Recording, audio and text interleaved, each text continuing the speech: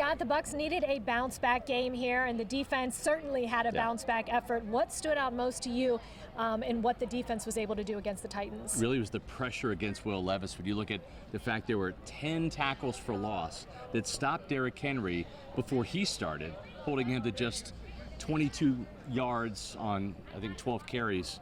Just some incredible stuff. It forced Will Levis to really have to beat this team. He was not up to the task. And when he dropped back, look out, 4 sacks, 13 quarterback hits. It was ridiculous how many times Will Levis got hit in this game.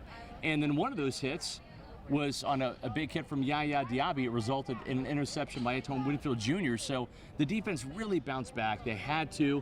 And credit to Todd Bowles, who really decided to attack this rookie quarterback like he should have attacked C.J. Stroud last week in Houston.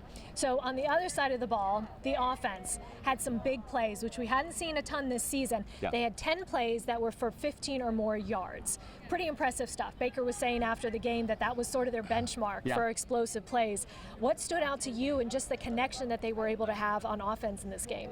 Really Mike Evans, right? He came up big, and he had a couple big drops too, one of which was a touchdown in the end zone that he admitted he was actually deciding which fan he was going to give the ball to before he caught the touchdown pass. So even veterans can make rookie mistakes, and Mike said he'll never do that again. But for him to come back, and you saw it, when he caught the ball at about the 5-yard line, dragging the Titans defensive back into the end zone, he was determined to make up for that drop touchdown and give Baker Mayfield a touchdown on his stat sheet. So just a big-time game from the receivers, whether it was Chris Godwin making a big play, whether it was Trey Palmer having a couple nice catches and contributing as that third wide receiver, and Rachaad White with the screen pass for a touchdown. Let's see more of that, right?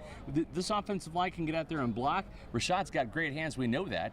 Only 2 catches today. I was a little surprised. Maybe Rachaad needs to get involved more in this passing game like he had in the last couple of weeks. We heard a couple of the guys say it felt like a weight off of their shoulders to snap this 4-game losing streak.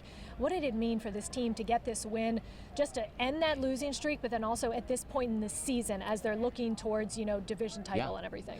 It's huge. And, as Mike Evans said after the game, they've been in this situation before. It's almost like last year where the team was hovering around 500 and they ended up winning the division right at the end with an 8-9 record. I think probably 9-8 for some team in the South will win it this year. It could be Tampa Bay. So many of these NFC South games are stacked towards the end of the season on purpose by the league. They want those divisional championships to come down to December and January football, and it will. Now the Buccaneers have a chance, especially with the Saints losing, to return the favor in Atlanta, get a win there, to have a chance to sweep the Saints by getting a win at home, to sweep the Panthers. If they do that, this team's destiny is in their own hands right now. They'll probably take a thumping in San Francisco against a better 49ers team, but at least they got to win now, and they're making some ground up in the division. And I think that if they can catch fire after the 49ers game, look out. The Buccaneers might three-peat as NFC South champions.